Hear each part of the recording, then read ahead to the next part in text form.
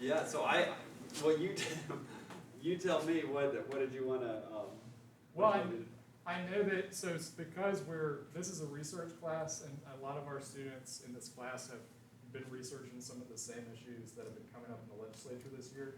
So I know they had some questions about that, and I also wanted them to just kind of share with you, first of all, what they're researching right now, because this is a college credit AP research class. oh, wow. So they right now have selected different research areas, and I know they probably don't have time for everybody to share, but does anybody want to share what you're researching right now?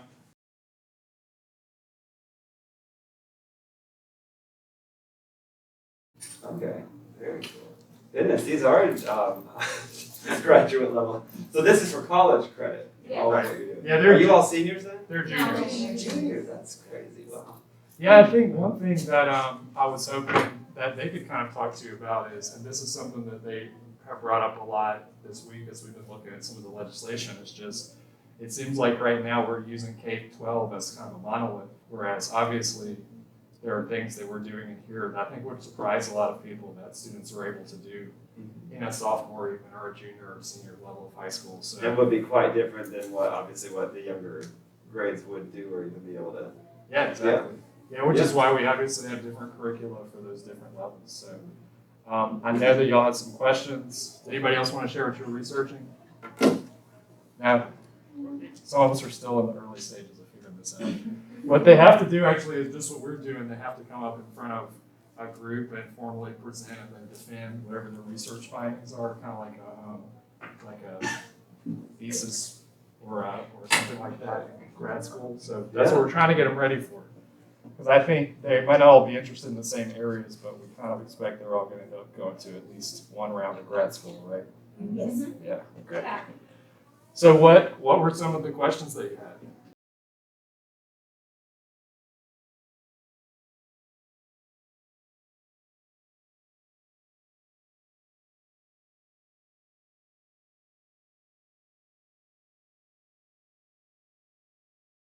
I think that, from the state perspective, internationally, obviously, it's totally different if you're watching the news at all. The whole world's now going to be focused on, I think, Ukraine and the EU and NATO and Russia for the next foreseeable future, really. I think everything that we've been focusing on is now going to get overlooked or thrown out the window for a good long while. From the state perspective, that's unfortunate because we have literally nothing to do with that. We're doing roads and schools and taxes and all that kind of stuff. For our state, I think our biggest issues would be competitive issues with states surrounding us, whether it's with Georgia, North Carolina, Tennessee. A lot of them are doing a lot of, whether it's pro-education, pro-business, pro-infrastructure policies. Their roads are better, their schools are better, their taxes are lower, so quote unquote, from some perspective, a better business environment. So there's a lot of competition. Our graduates are leaving South Carolina faster than other surrounding states, and they're normally going to those states. And anyway, so it's an odd tension too, because I just mentioned 3 different issues, which all 3, from the political right and left, would have differing opinions of exactly how to fix those issues, and the states surrounding are kind of all doing different things. So like these ones have a lower tax rate, and therefore it's like, oh, we have to have a lower tax rate to compete business, but then this one spends a lot more on education. Or has more, whatever. It's like, oh, well, then we need to do that. And so the actual figuring out how to fix those issues, it's kind of where that's what we do as representatives. And yeah, I am in the House of Representatives from Greenville, the upstate area. And so there's 100-something of us in the House. Each one of us has about 40,000 people that we represent. Do you guys know who yours would be? Anybody attuned? I know it's like pretty much on the level that most people do not know who their House representatives. Most people know who their congressman and senator are because they get a lot more television interaction. But the irony is actually, this is a pet peeve or a soapbox. Your influence, the fact that you can message me on Twitter and get me to come here that's never going to happen. Well, not never, but it's unlikely to happen with anyone at a federal level. Just because of the interaction. For one thing, there's so many people they're interacting with, and there's also a very big barrier. There's a staff barrier. There's a just logistically there's barriers. I really look at my own emails, I look at my own tags. I don't have, my staff doesn't really do that. I don't even really have staff as a house member. I do have one person, but anyway. No, I think that's a great point. You all know your senators, though. Is Mia? Oh, yeah. Well, the interesting thing about that, in the House and Senate, so Mia is in the Senate, I'm in the House. I've actually taken her bills, specifically one judicial reform bill that she filed in the Senate, and they wouldn't let it move anywhere, so I pulled it and filed it in the House with my name. And we're actually a different party, so it even kind of is like a bit of a trick because we're trying both routes. You know, just doing it one way after the other. And neither way we're successful because the majority of people don't want to do the reform that we both want. But anyway, it was actually, I guess it's a nepotism bill, which basically would just make it so that your spouse or your immediate family members of legislators, like me, I get to vote on who gets to be a judge in South Carolina. We elect them all. A lot of states, either they're appointed by the governor or they're elected by popular vote. But in South Carolina, we're the only state that the legislature is voting. So let's say I get the great idea, we get to pick judges. All of my people that serve with me have to interact with me on a daily basis. Hey, you know what, my wife, she should be a judge. Wouldn't that be great? And then the people are going to be, it's really awkward when it happens because then it's like, hey, my spouse is ready, don't you want to vote for her? It's like, anyways, it's a very awkward situation. It feels like a very big conflict of interest from my perspective and from Senator McCloud's perspective. But other people have the exact opposite perspective and they're like, no, it's fine. Why should your wife be penalized for you being in office? Which is a valid opinion. And therein lies the entire issue of politics. Everybody's got strong opinions and you got to figure out how to draw lines basically on everything everywhere. But that's a good point. I know y'all had some questions and comments about some of the legislation that's currently going through the House.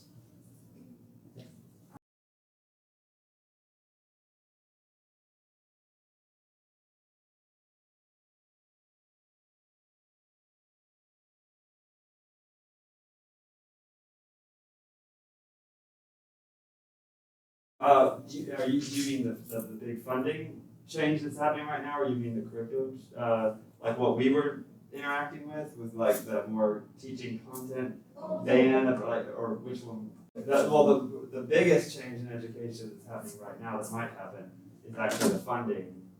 They're going to be completely changing the way that for student pupil funding happens, which will actually be, in my opinion, and I think actually most people probably agree with that, but not might not be accurate. We'll know soon once it gets out of committee and hits the floor.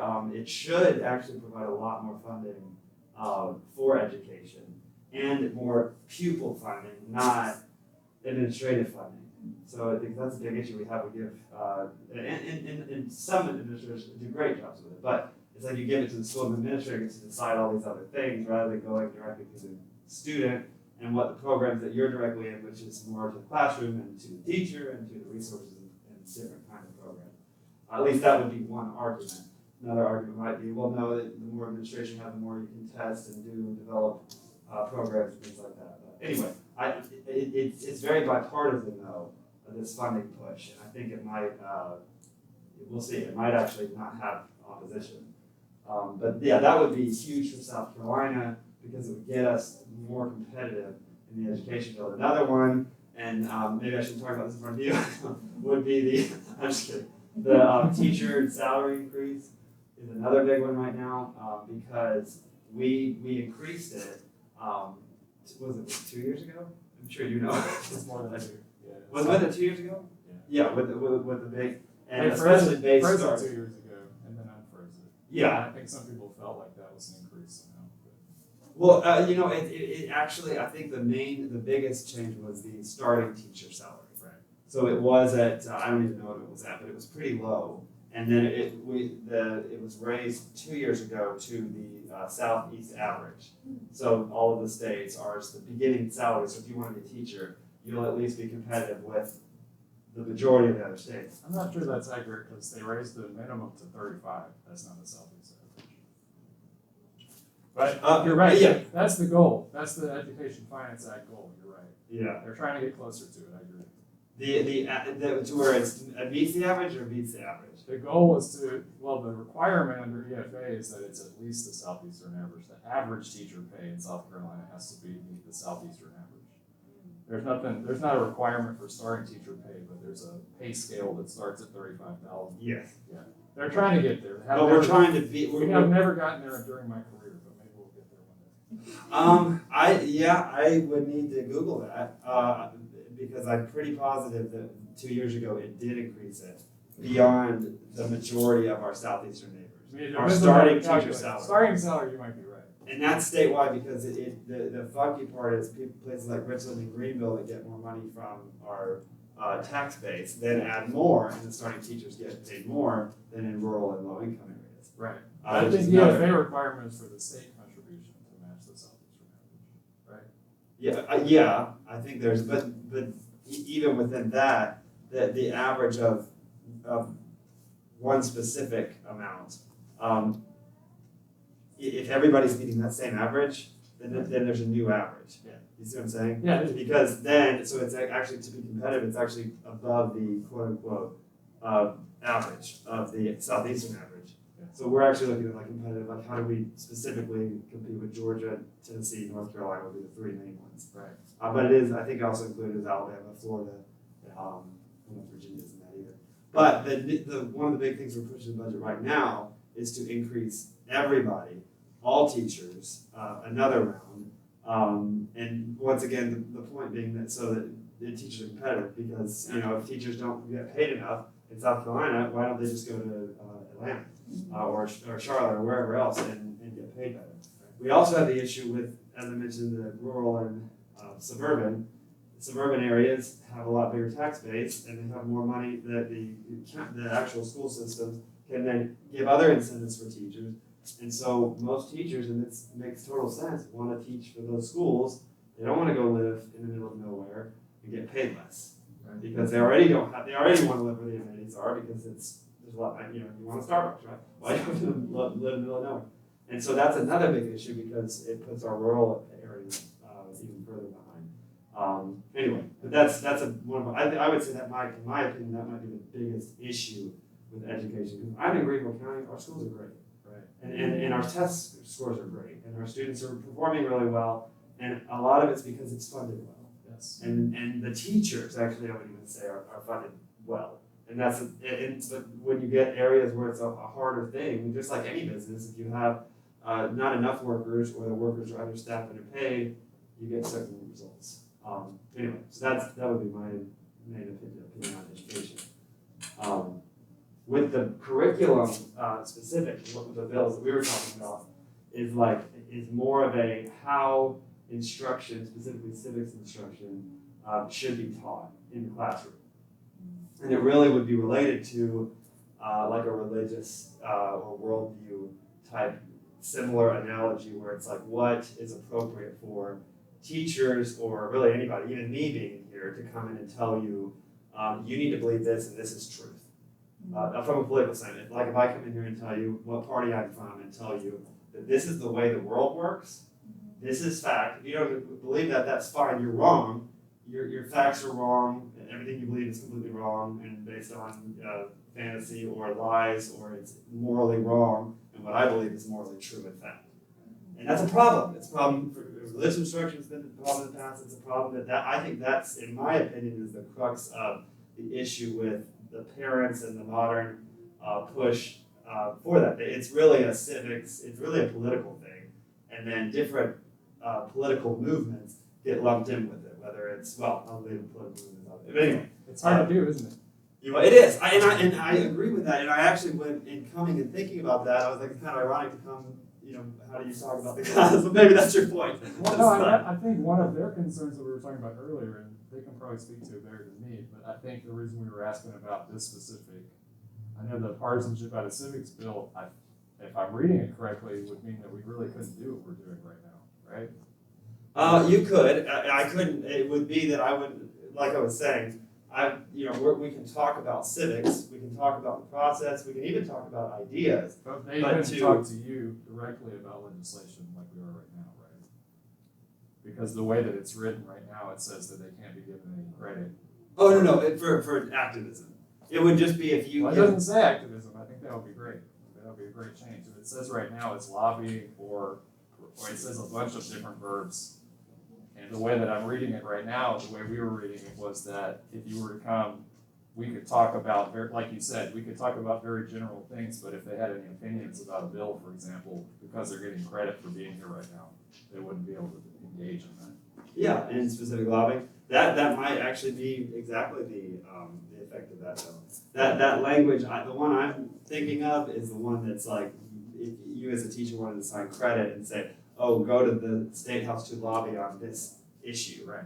I think that's probably what it intends, but I think the language right now would cover even what we're doing right now. Yeah. So anyway, I want to let them talk. But even a question to that, and this is just like thinking through this. So maybe that is what it does, and should that be a concern? I mean, the fact is, all of your parents would have different political opinions, and are training you in talking to you about these things. Right. And if I come in lobbying for my certain set of things and start undermining what they're telling you on their dime, I mean, your parents are paying. In fact, your parents are forced to send you here or to school. If you don't, there's truancy laws and they can get arrested. And so you're forced to do the system. You're forced to pay into the system, and then you send your kids there, and your values and your worldview is undermined. And that cuts both ways. And it happens. I don't know how much it happens anymore. I did not run into it too terribly much. I've done all forms of education, but I did run into a couple of circumstances, especially in, ironically, at a postgraduate level, where I had teachers aggressively with an agenda to push a certain worldview. And it was uncomfortable, and it made the learning environment uncomfortable, and it felt very biased. And a whole group of the kids that were with me, the students, felt one way. And then ironically, we went to a different class, and guess what? We had a different teacher with a different side, and we thought he was just great. And then my friends who were on the other side felt the same way, and felt like it wasn't fair, it wasn't accurate, that it was challenged, and maybe even they felt like the grading was going to be slanted based on whether they agreed or didn't agree. Now this was quite different, and these bills wouldn't affect that because this is postgraduate level, and maybe it's totally fine to go into postgraduate and have to do that. But at the at this age group, it's more contested. And also another side point, and I'm going to get your question.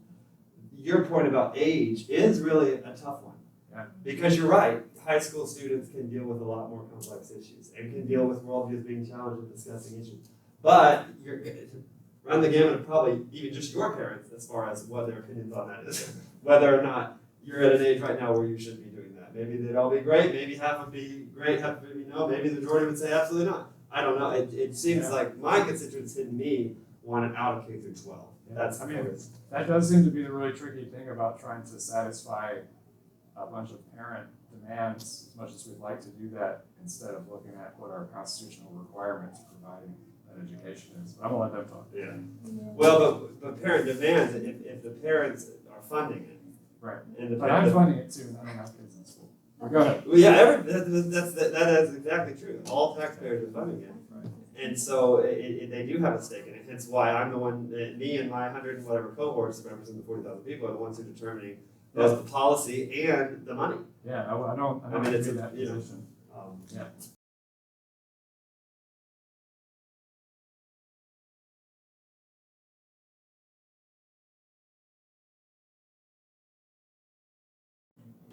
Yeah, I actually, the hard thing is that part of me even just thinks, well, hey, why not just let them talk about whatever? I mean, and even going back, even with the whole contentious things of past society to not discuss religion, it's like, why not have just no abrogations or any kind of things at all, and just let, but then that's also not realistic. Going back to K through 12, going back to Constitution, we have a body of law that now dictates some of that. Anyway, so it is a valid question, and figuring out where the right place to draw the line is a very not an easy thing to do. It's a very tough issue. Yeah.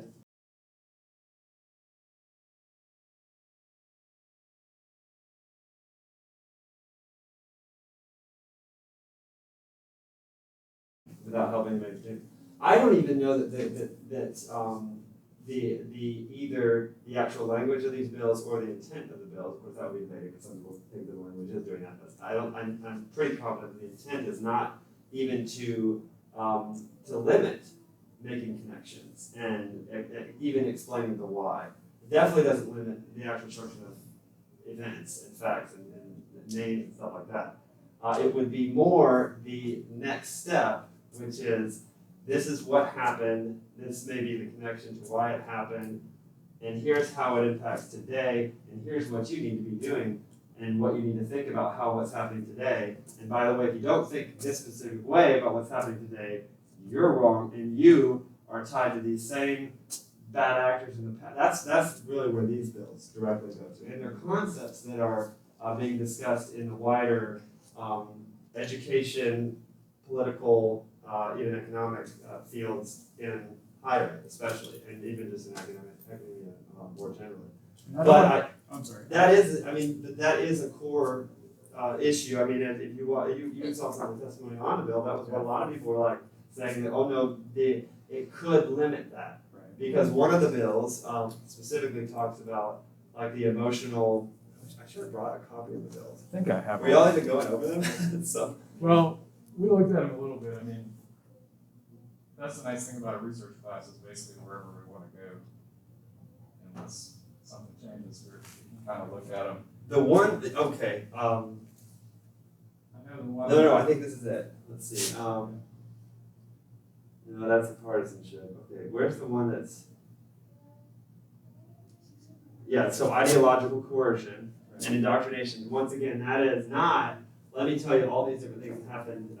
Let's use Hitler and fascism for an example. It doesn't mean this was a question in the very original meeting we had. It was something I brought up in the meeting. It was like, wait, are we saying, or is there language here because one that says you can't teach tenets, and it doesn't say anything else. You just can't teach tenets. And one of them is talking about racial inferiority or superiority. It's like, well, that's one thing that Hitler literally was absolutely teaching his people. That's a historical fact. And if you're going to learn what fascism, which I'm assuming all of you do, and it should be taught, you're going to have to learn that. So are we saying that teachers can't teach that? Because that is absolute fact that people have to know to understand. And so that was one of the things that we already noted as to get rid of that and to clarify that and not use that specific broad language. This one, the indoctrination, is really probably more hitting toward, it's not so much that, it's then when you learn that, and then you go into a test and start saying true or false, starting applying it to today. Or that this same thing is exactly how this political party works today. Because that's the other thing, the whole communism fascism gets thrown around for left and right all the time. And so if we want to start drawing these analogies for these extreme radical groups on both sides that have done pretty heinous things, and now start trying to attribute it to the current political, it's like, you better do something with your tax policy or do something with your whatever policy, because if you go this way and follow this group, they're evil and bad and nasty. And because you won't paint anybody any kind of way. I know you kind of got this question too, but this was a question that came up when we were talking because I'm not trying to put words in y'all's mouth, but what I was hearing when we were talking about this before was that just none of us had ever really heard someone say this, and I'm just curious if that's something. I've talked to, for example, Robert Lomenick, who came in and presented at the hearing. He's a Richland One board meeting member. I know him really well. He said, I got a lot of complaints about this happening, and when I talked to people, essentially they were repeating not things that happened to their children, but things that they heard about through the news. I'm just curious, are you hearing a lot of this happened in my class? A teacher told my student X, Y, and Z. Because that's something that we were worried about. I have, but I wouldn't say a lot. Right. I think that would be a mischaracterization. I've definitely heard from specific parents that were related to some things he heard in the hearing. Right. That the guy was testifying, and he even the one of the things that he gave was a whole different list of things that happened at schools across South Carolina that were either direct or indirect. Had students do, and I won't go into what they were, but things that were either later deemed inappropriate or that were never actually dealt with, that would definitely verge in this kind of level of proving to you in your mind why a certain political philosophy is truth and should be believed. And maybe even I still go back to, I think that the real crux of it is not even so much that, because that's problematic, but demonizing the opposing viewpoint in a current political context. Because in a classroom, you're going to have different political beliefs, just like any beliefs. And so if you're demonizing people and their parents for their political views, that's when we're not, it really does kind of create an uncomfortable, very awkward learning environment. And it's not really a good way to learn. It's like we're not presenting truth, we're presenting, like I'm passionate about something, so I'm going to try to make you agree with me because of how bad the other side might be. It's like, let's talk about like what isn't objective things that we can determine and make back. You said something else there that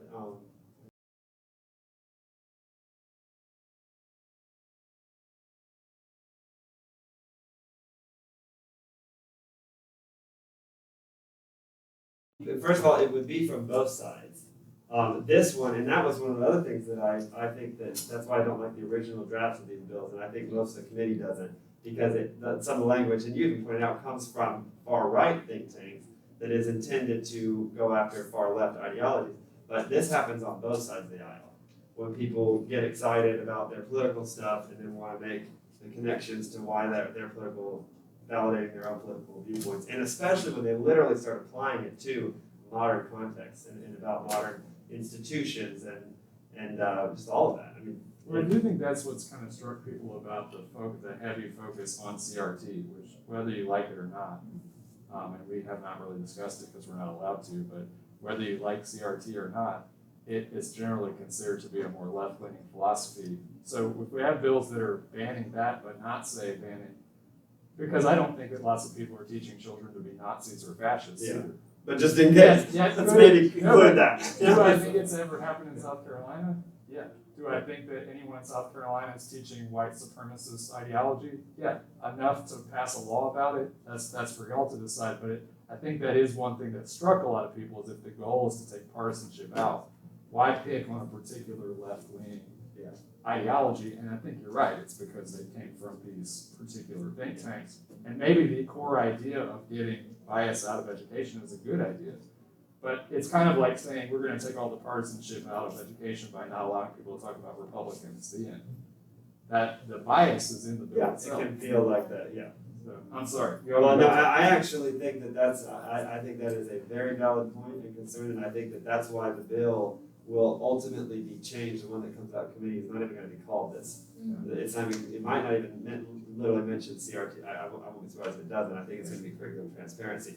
And for that reason, because I think you're right. I think that I'm sure there are teachers that have taught that. In South Carolina. Exactly. It's South Carolina. So you sit there and say, well, are they doing it today widespread? No, I don't think it's widespread happening on either side. I think most teachers really work very hard to try to keep all of that out.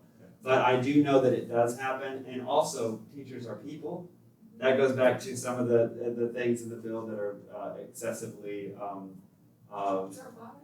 you're what? Robotic? Well, or punitive. Like it's like you the teacher and then the whole question is how exactly did they violate? What did that exactly did they say? You've got like now the Gestapo coming in to investigate and put them on trial. And then now there's even teachers. Well, I don't want to, not teachers. There's even legislators. I don't want to pick on it, but maybe I shouldn't. Well, no, I think that's fine. They want to put cameras in the classroom. And that's like, yeah. And so once again, it's just like, oh my word,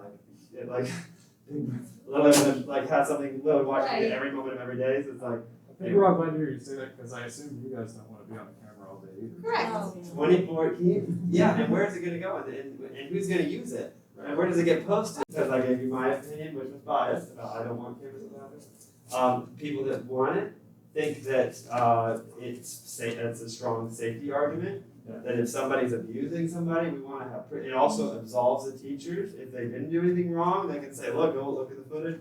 So there's valid, like any almost. I can't even comment doesn't say any political issue, but almost any.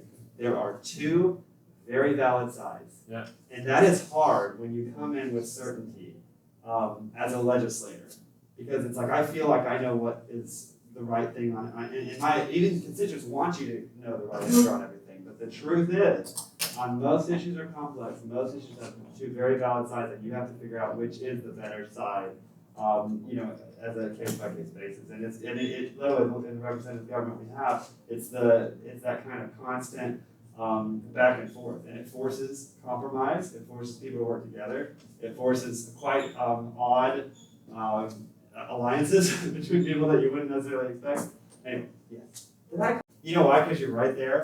I think it's easy to go. It's okay for a first day teacher. You're doing a really good Yeah. It's hard job.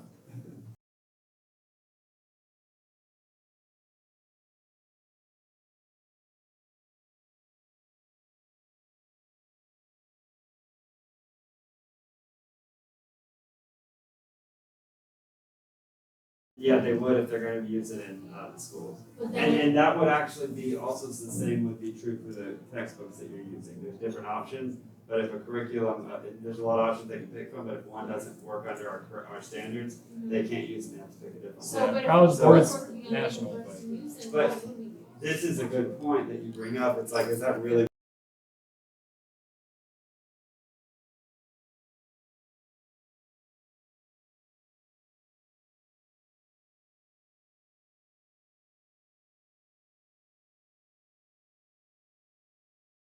That is. Well, for example, I one of think the best points is that may not teach, instruct, or train to adopt or believe the following concepts. So my argument was actually what you're saying was the teach, instructs is ambiguous. Does that mean you can't even talk about it? right. Their argument is no, it says teach, instruct, to adopt or believe, which is actually the proselytizing indoctrination. So You I must think believe so. this, or else you're that person, or else you're an idiot, whatever they would say. So I think what you're saying is that we're or at least your intent is for a law that would allow us to talk about, like you said before, we need to be able to talk about fascism. We don't Absolutely. need to make people fascists. I think the concern that might be more in D, which comes before that, because this is dealing with I things see. like gender identity. Yeah. I mean, if you pick up a modern health book, it doesn't have the same position on gender identity as the South Carolina legislature. So Yeah. are we going to adopt new state texts? You know, I mean, it does, Well, it once does put again, us in to some. affirm or believe the fair justice and like ideas. The systemic nature of racism, for example, is a pretty widely accepted Yeah. sociological concept. Yeah. So we can't talk about that. We can't talk about the multiplicity or fluidity of gender identities. Which Well, again, it wouldn't be that you can't. Actually, it wouldn't be that you can't talk about it. It would be once again teaching it. If you teach it as a theory and say people Right. believe this, Right. but then if you go test it, if on your testing and in your instruction it is this is the way it is. Right. That these systems, and you go launch into now my personal political beliefs about view of the world, because you're right. It is well established by a whole sector of people, and it is well. Strongly debated and questioned by another large sector of So we're people. kind of And you'll back- have students that in both of those camps that are in the room. like when you and I were in school, the debate that we're talking about now, the analogy would have been whether or not to teach something like the theory of evolution. Yeah, Or- right, for sure. And same thing as parent schools would be similar too. Or whether It's like exactly. should you be talking about religion and Right. yeah. Or whether or not to talk But about, that one was kicked out. for And example, biology was included. So Right. see, it can cut both ways. Or So for which example- one do we ban? Which one's inappropriate? And which one? yeah, it's a hard line, like with It is. climate change. Yeah. Climate change, 99.9% of the science is accepted as real. If you present it as a theory, some people would argue that's not really doing justice to what the scientific consensus is. I mean, Well, it's not. Is everything the consensus debatable? would be though that it's still a theory because it is. I mean, it's just, right, it's a and scientific gravity is a theory. But are Yeah. we gonna tell kids, you don't have to believe in gravity if you don't want to? theory because it's a theory. I'm just saying, where's the line? I know there's a line somewhere, but I think it seems like we're on the same page, but it's hard to find that line. I think where the line might be easier is currently, and that's in one of the other bills. Right. Currently debated Yeah, that's this one. political, like it's a hot political topic that it's almost used for political reasons. Like Ukraine, would we be able to talk about that? That would be a great, How do you talk? Here's the thing: we keep talking about this. You can talk about it. right. Can you or I come in here and tell you this is the American way to view this? Right. This is the American. You what? That's the bill saying. Yeah, if I come in and tell you this is the American way to view how to do the Ukraine, if you don't agree with that, you're a communist and you're destroying the country and you're not patriotic. Right. That is the problem. Which I think everyone agrees is a problem. Unfortunately, that's not the way that it's currently written. It says, Well, it discuss is. current events or widely debated. It's saying we can't require a teacher to discuss those events. Yes. Well, okay. Even if that teacher is, for example, a current events teacher. For sure. Two things. This is in the nuance of law. Right. One is the other language of the bill did say requiring to adopt or affirm. That I think that's very to- different. Yeah. Yeah, that is the indoctrination element. This is not forcing a teacher to teach certain things. Right. That's a different line, and that's a protection for you, so that if the school decides that because it's a hot topic, Right. a political thing we want you to talk about, you're like, no, I don't want to touch that because it's uncomfortable for me. No, you better talk about it. It's like, no, they don't have to talk about it because it's a political issue. If you want to punt that and let somebody else deal with it, Okay. you can. I appreciate that. That's the language. I mean, that's the exact language of the bill. And I asked the same question, by the way. Yeah. I thought that's what it was meant too, and they were like, no, that's not what it is. Okay.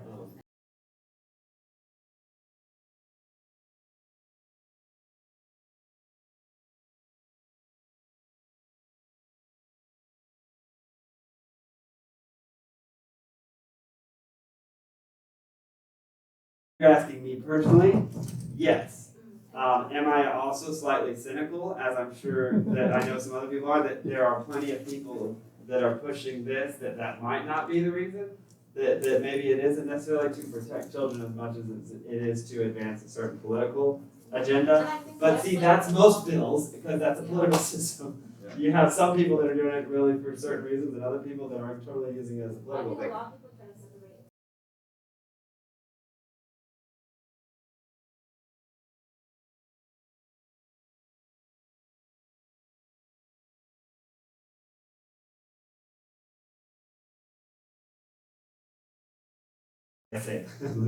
I agree that I think they are. There are people that have a valid opinion that would say that they're not. Just like some people believe that legislation is morality, that law equals morality because it's the morals that we all agree to abide by, and if you violate it, you should be punished. And other people say, no, don't put moral stuff in it.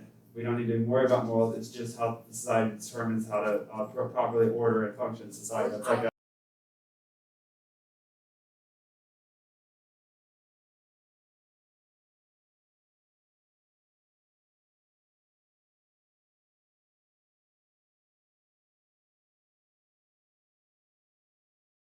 well, that's a fundamental philosophical divide that's been going on for like centuries. So one would be like the natural law, and then the other camp would be like the Stuart Mill utilitarianism that I knew. Yeah. But once again, those are two philosophical ideals, and if I have a strong opinion about that, and I think I'm right.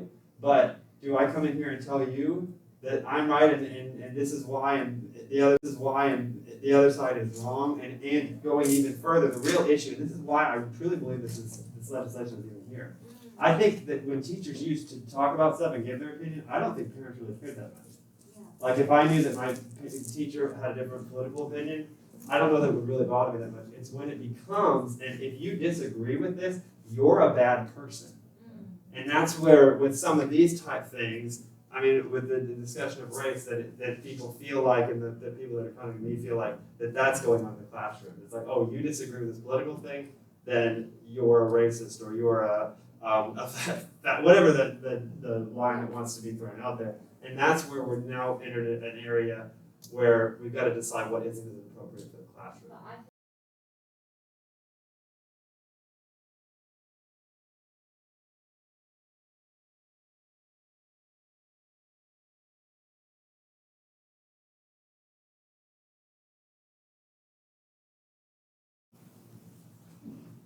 Well, I definitely understand where you're coming from. Yeah.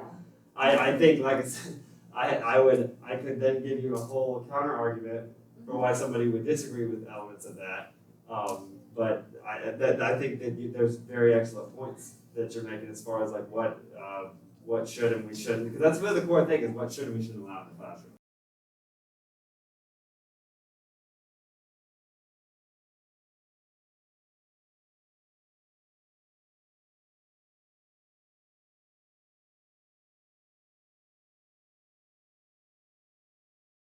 For sure. but the themes like the things we could do and could hit at all different levels. I guess I don't think I'm trying to think of a bill that doesn't, like with the empathy thing. I don't quite like, what does that mean? And that's so subjective for like, because what I think is empathetic is going to be different than what you think is empathetic. It's going to be different than what you think and what you think and whatever. So it's like that's a very subjective. So that it would be difficult to figure out concretely, and that's when when this kind of stuff hits law, it's now concrete, and you got to figure out what it's going to say, because this is going to be concrete in the law and it's going to hit people in very real ways. So we have to make sure that it does what we intend and what it should, and doesn't exclude people and create those kind of issues.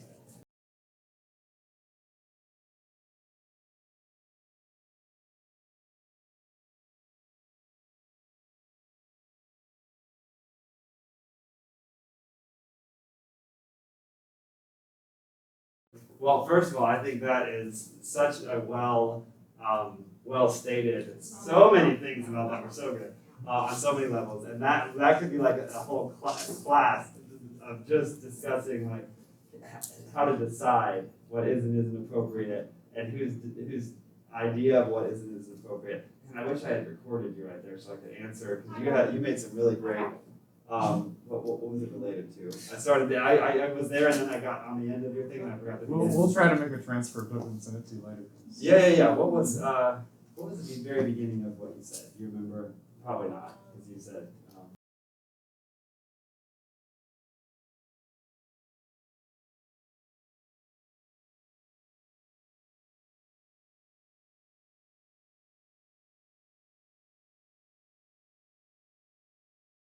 Well, that's right. Yeah, that was one thing you said that I'm not a student. I was a student, and I lived in this reality. I have 2 kids that are going to be students. They'll live the reality. As far as putting yourself in other people's shoes, I think most of us do try to do that. But even that might not be that useful of an exercise, as far as like, I do want to know how it impacts, but I got multiple shoes to put: teacher shoes, student shoes, parent shoes. That I'm thinking and juggling as we go into it. As far as the exclusivity, that may be our fundamental disagreement in this issue with us, like politically or even just conceptually. Is this exclusive, or is the stuff that this is excluding exclusive? Because that's a political question. Because there might be, and I don't want to say this because I don't even remember what all the tenets are. Could you scroll it up? Yeah. That there are some, I will definitely assert that there are some of these that this is making it so that we won't be exclusive in the classroom. Yeah, I that think we everyone. will be more inclusive. But there's some of them, and a teacher came and pointed out. Maybe I might be too in the weeds. That's the other bill.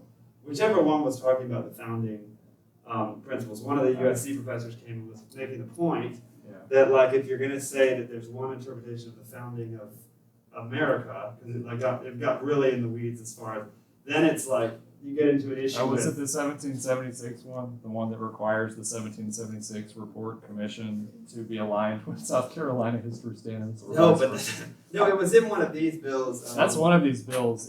That's I think in either partisanship out of civics or one of the other ones. It's hard because a lot of them use the same. Yeah. Exact Also, language. that's the other thing. We're talking about 5 bills, Right. none of which are going to be the final bill that the Education Committee comes out with anyway. So it's hard because we can talk about different elements of it, Right. and there's different things about them that I like and different things about them that I hate. And I think that's true for everyone on the committee. Well, and I think any model bill. Right here. Yeah. So these 2, the advent of slavery is now you can't teach that the advent of slavery is now constituted as a true founding of the United States, which that's literally hitting on a specific book or project. 1619 group of writings. With respect to their relationship to American value, slavery, racism, or anything other than deviations from, betrayals of, or failures to live up to the authentic founding principles of the United States, liberty and equality, and then it goes into equity. This one was what he was hitting at, because it's true that it's like, these are nice ideas, Right. but this is even kind of a slant.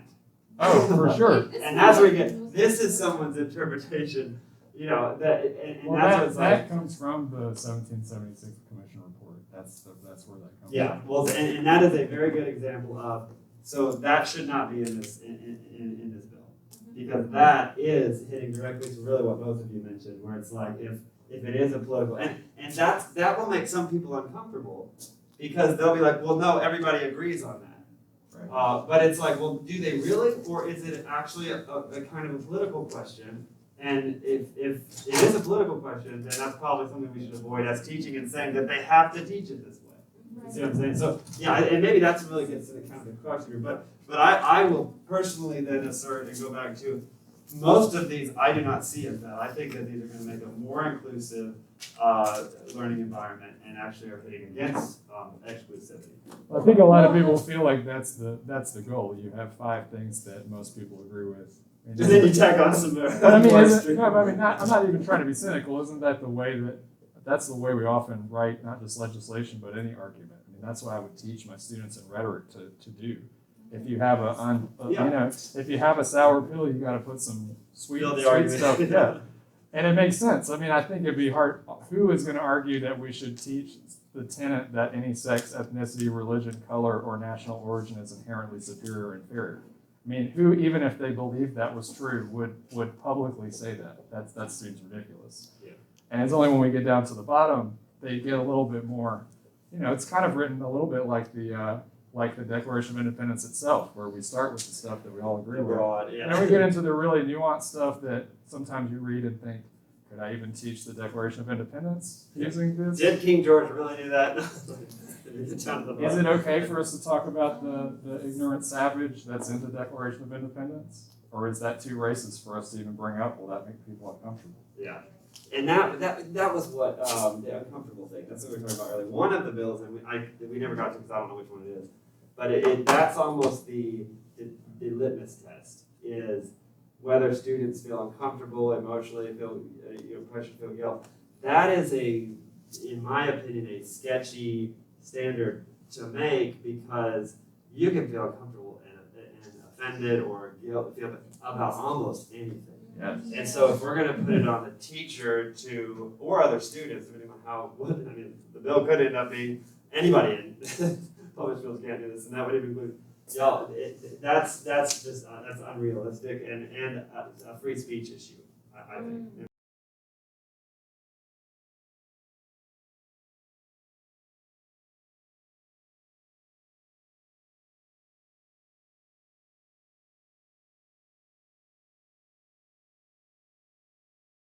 Where I think it goes what I was just saying is like, it's such a subjective thing that basing it off of just somebody's comfort level is not a good idea, and I don't even think it's a valid legal. How do you even judge that? And so it needs to be more concrete and more clear as to what they are and aren't supposed to do. But even that's difficult, because even just saying a current political issue. Like you were already mentioning that. Well, does that include Ukraine? Does that include income tax? Does that include policing? Does that include and you get into some hard issues, and they're valid concerns. Yeah. Can I go to the very back? I don't think you haven't asked.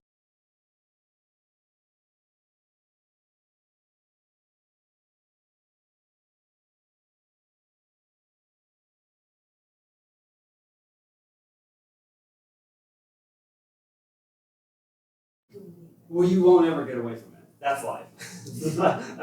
I am a fully grown adult, and that is life. People will pressure you to, you better do this, and if you don't, you're not a caring person, or you're an extremist, and that from all sides on all issues. I mean, in my business, or you're not a caring employer, or you're not strict enough, and you're creating, or you constantly have those kind of people around you are going to be pushing their own personal beliefs, ideologies, opinions, and that's just reality. There's a different level between your peers doing it and somebody who is in a authority role, and like a teacher or a parent or somebody like that, and specifically with your parents and trusting somebody with an authority role.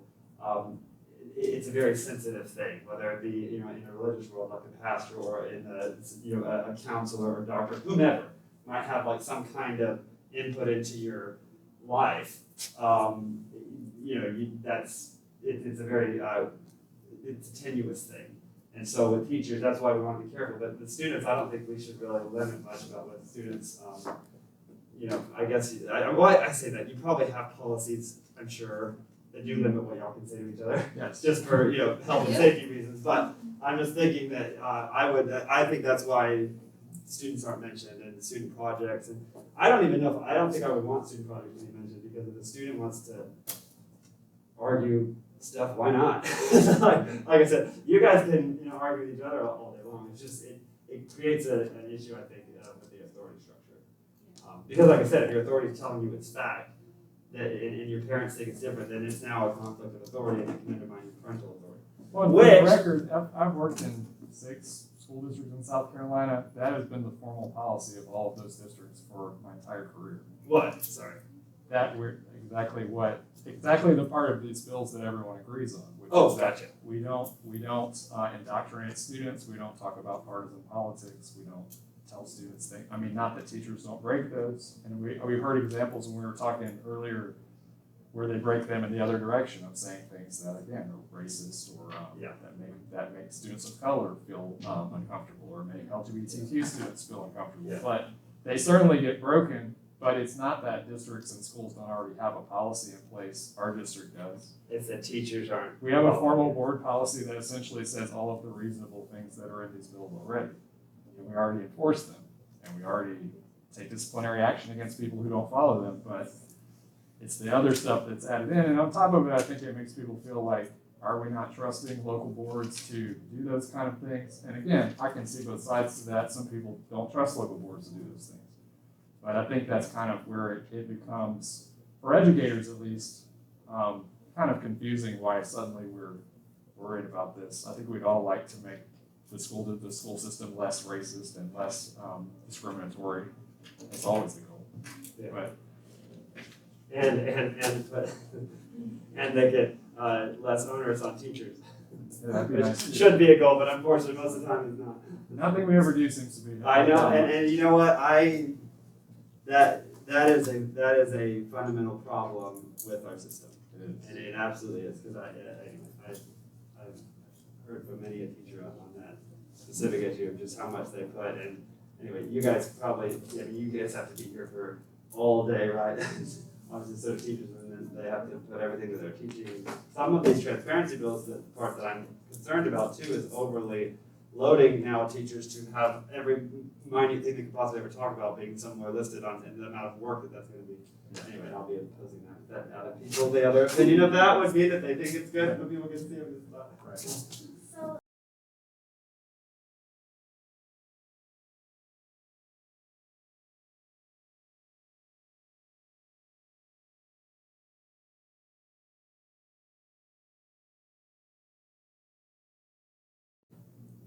Well, But it's sort of legislating a definition of something that's a debatable topic. And again, kind of seems to cut against what Yeah. we're saying the bills are supposed I to would do. have all sorts of stuff that I would love to say to that, but I'm not going to, because I think it would end up being me teaching you a definition or an understanding of what it would be. But but I do think that Okay. you're right. That If is you need a pen, let me the know. intention of it. So nice to see you. I'll thank you all for coming. Nice to meet you. Yeah, sorry, their class ended a long time ago. Yeah.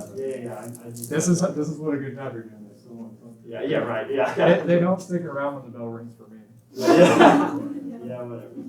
But I do, I definitely understand that opinion and why, because that was another thing that was mentioned in the hearing. That also there were people that spoke at the hearing that would feel very differently than that.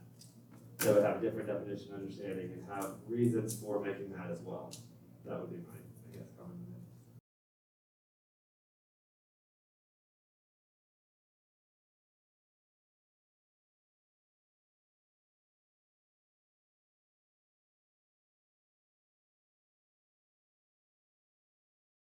This would be the same as what we were just talking about, where we would be hitting, if I would talk about that, we'd be hitting very much at the very crux of the political issue as far as which definition is accurate, why it's accurate, and so I feel like I probably shouldn't get into that, but I do definitely agree that that is probably the meat of it. This is a political question, a political issue, which is why that would be the meat of it.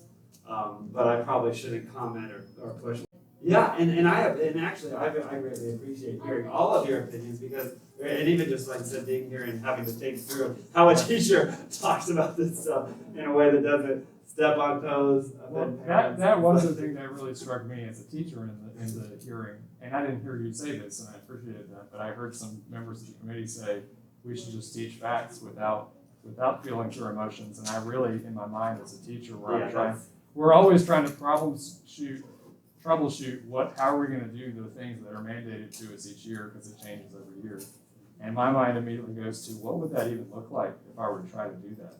Not if I were to try to take out my own, position and not indoctrinate students. Because I also don't know what that looks like, to be honest. I don't think any of us knows how to indoctrinate or coerce students into believing anything. But That's a very hard thing to do. I mean, I really don't. Parents struggle with that too, right? Right. The joke is it's a meme. Seems like whatever you want to do, they go. Well, I think it's a meme at this point, but it's so true. If we can indoctrinate students, we'd make them more IDs, or we'd make them, get enough sleep at night, stop playing Xbox, and things like that. So, but seriously, I think that was. But counterpoint to that. Yeah. We have seen widespread, intense indoctrination throughout world history. What does indoctrination mean in that context? I mean, Hitler used like believing. Believing untruths, or even if like just believing someone's version of something and indoctrinating, inculcating people into believing that this is the morally righteous, demonizing others and creating. Right. American history in general, Right. Yeah, in America, exactly.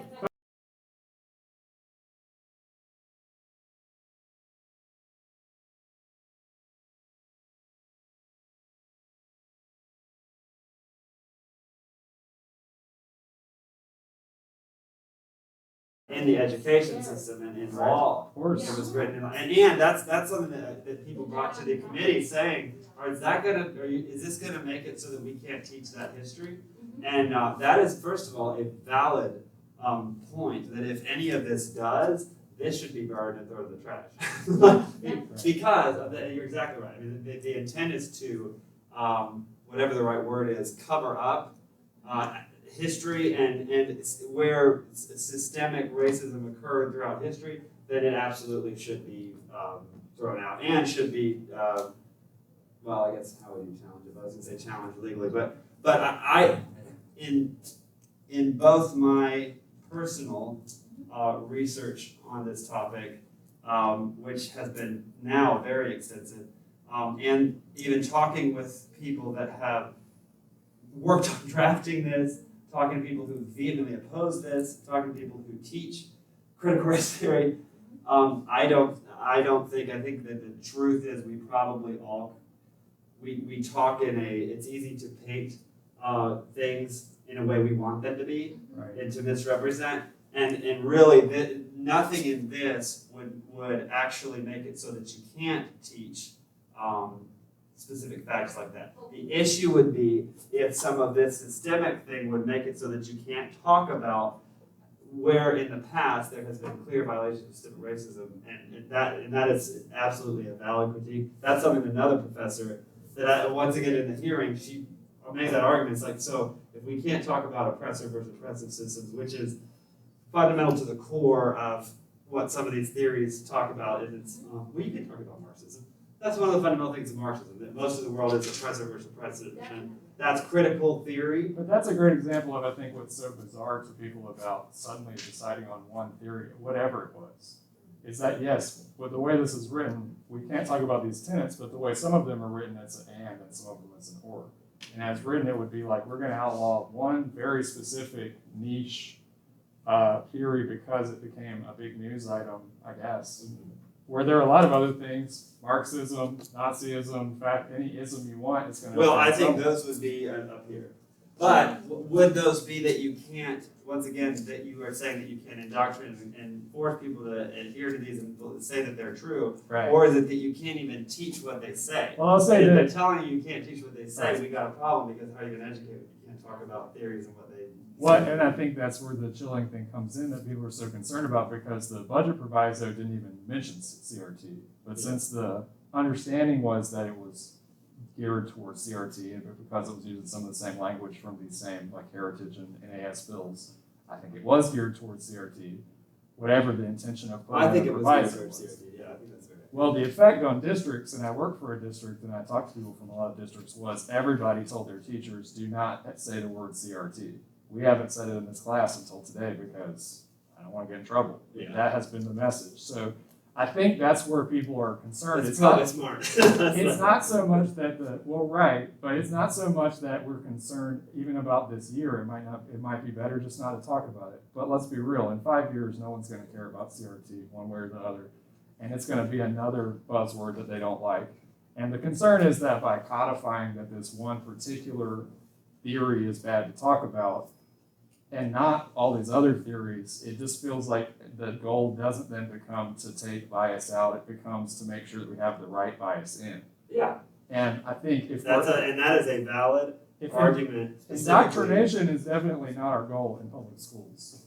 And I don't think anybody should be doing it. If someone wants to pass a law that says that that's illegal, on top of all the board policies and federal law that already say it's illegal, I'm fine with that.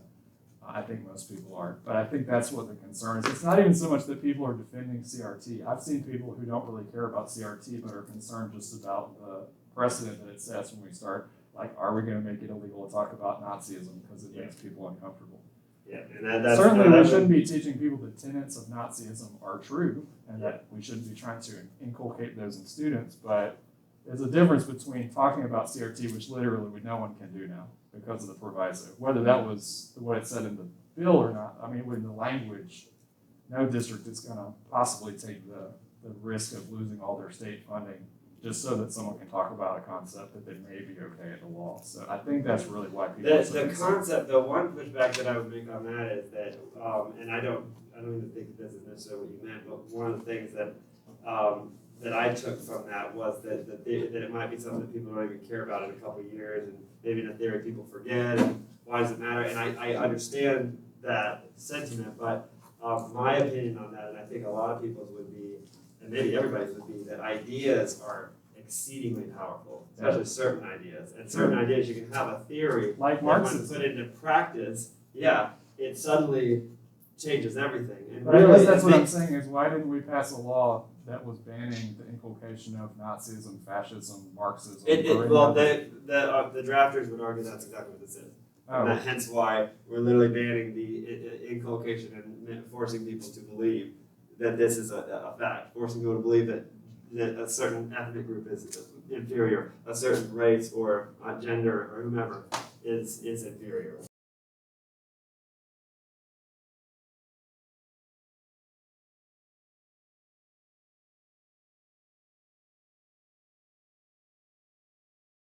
Well, what is actually that's a great question. What is this label? Well, in some of them it's Critical race theory. There you go. That's exactly a my very valid point because that is something that was repeated over and over again in the hearing that was exactly right. There are parts of this that are absolutely CRT, and there are parts of this that have literally absolutely nothing to do with CRT, and there are some people argue parts of this that claim to be CRT and are not accurate representations of CRT. And I think if you took out the CRT part, you would have probably very little opposition to it, but then very little support for it because at the end of the day, people are just really interested this year in this legal theory from the 70s. Well, see, I don't, but we probably. That's my opinion. It's not. It's that this might be specifically a legal theory from the 70s, but actually CLS would be the legal theory. From the 70s, this has been expanded to economics, political science, business, everywhere. This is in the pop culture now. Right. With multiple books written about both this and how it relates to other concepts, such as anti-racism that's in one of the, and a lot of other things. Right. So, while it might be something that didn't even originate from the 70s, but really you could argue that it originated from the 20s with critical theory, and then it was just expanded to race from the I guess you could argue that Marxism was invented in the 1700s then because it's an economic theory. That seems well, it was an economic theory that was then. It seems like a slippery slope to me to argue that why don't we just ban critical theory then? Why don't we just keep going backwards? No, there's people that do think we should ban critical theory. I know. Critical theory literally takes critical theory from the Frankfurt School, since that's totally fine to talk about.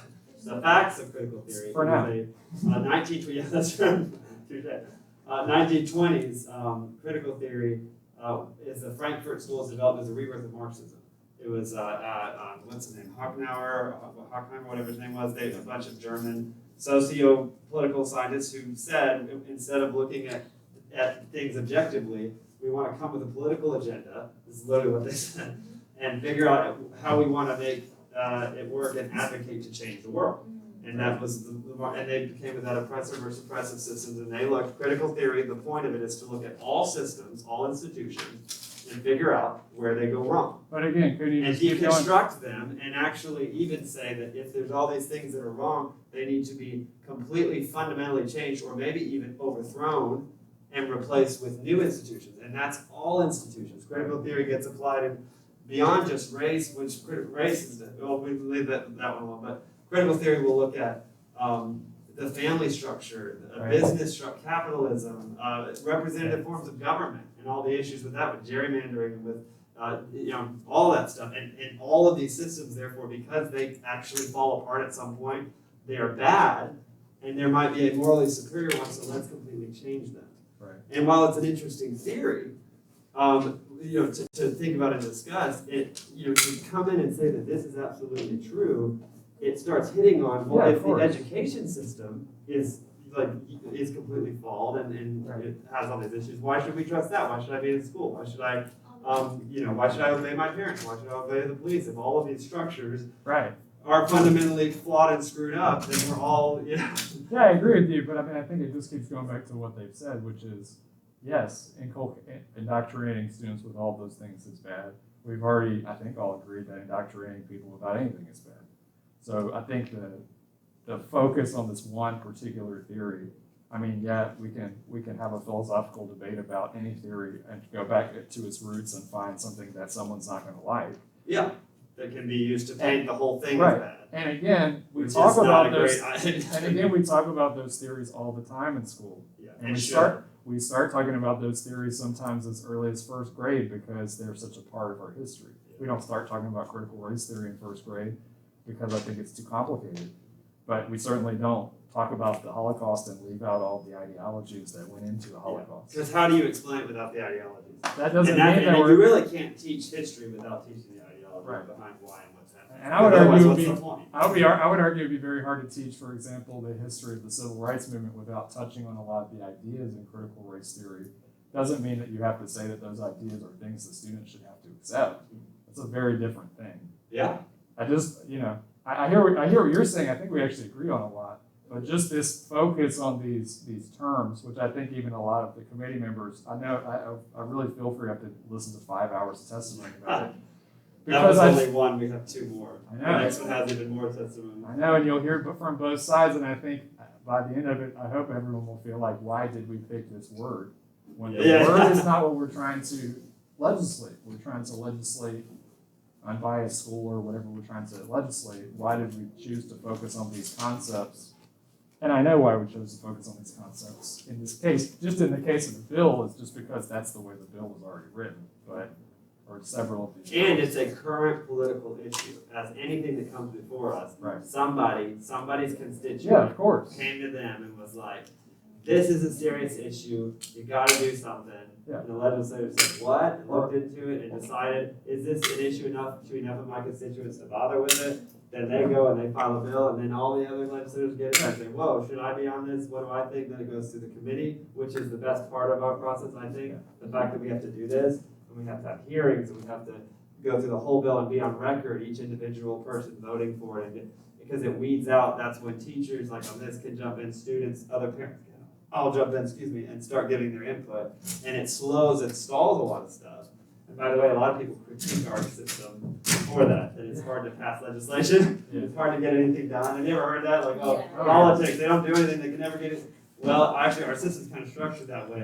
And it's really to prevent stuff like this that is not fully formed, that has not really been completely vetted and thought through, that might have really bad outcomes with certain elements of it, that might have good intentions. Some people might think it doesn't have good intentions, but allowing that to actually get into law and start affecting people without actually being thoroughly vetted. Because it's got to go through our committee, it's gotta go through the full House floor, then it goes over to the Senate, it's gotta go through the Senate committee, through the Senate board, then it's gotta go to the governor, and he can veto it or sign, and then it actually gets institutionalized. And even then, it'll probably get challenged in the courts. So it's like you have all these different ways of like, interacting and giving checks on power. Because that's really what all of this comes from. This, critical theory, the political institutions, education, it's power structures that have to interact with each other and how they impact people's daily lives, specifically people's children's education.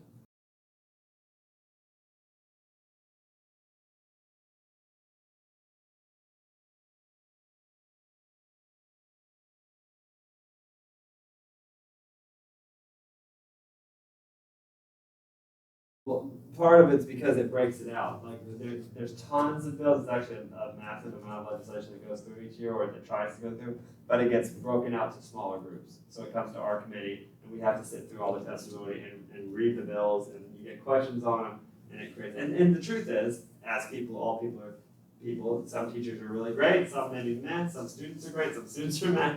Some legislators are great. Some legislators are meh. It's like, so some would be more likely to go do additional research, go get more input from other groups, and some would probably just kind of sit and listen to testimony. I think the testimony can be useful, but you also get people that are so partisan that are literally just showing up with their complete bias, and they talk for however long, and you got to kind of separate through that and figure out where the good points are made. And some of that's being open-minded and like recognizing, I might have a political view on some of this, and when somebody challenges that, and like, I could either be like, no, you're wrong because you disagree with me. Or I could be like, okay, who's actually wrong here? Is it possible that I'm wrong? Is it possible that this is bad and that we need to, and like actually coming to it with an open mind. And I think that once again, stalling the process, making it go through the committee, multiple recorded votes, making it go through House and Senate, does that. It forces more thought and more time to kind of let it sit. It also gives other people a chance to organize and give input. Because if teachers think that this is going to hit them really badly, it gives them time to organize for their interests and go contact their legislators and tell them, hey, this is needs to be completely trashed, or they might say this is the best thing since sliced bread. So whatever their opinion is on. All right. All right. Well, I'm sorry that I made you guys. Maybe you're not sad.